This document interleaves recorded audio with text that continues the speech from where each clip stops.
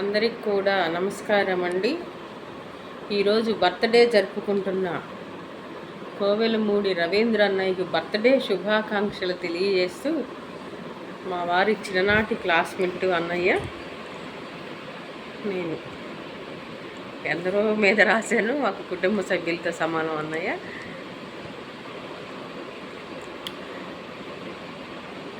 ఆపద్బాంధవుని దీవెనలతో అణువంతైన గర్వం లేని అన్నయ్యను చూసి అవని తల్లి పులకించాలి. ఆ సేవాభావం కలిగినవాడు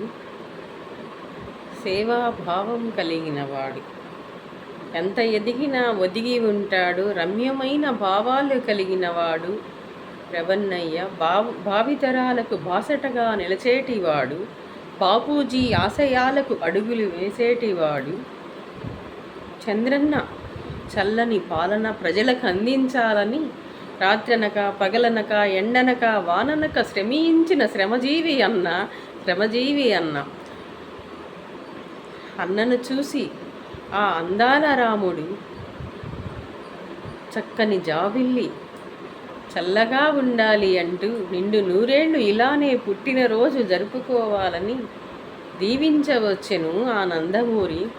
నలుదిశలు ఆదర్శ నాయకుడిగా వెలుగొందాలని నారీలోకం పుట్టినరోజు శుభాకాంక్షలు శుభాభినందనలు అంటుంది అన్నయ్యకు అని చెప్తూ, నేను కొంచెం పొద్దు నుంచి వేరే పనుల్లో ఉండి, కవిత్వం బాగున్నప్పుడే మనసు చెప్పగలుగుతాం, ఎప్పుడు పడితే అప్పుడు చెప్పలేము.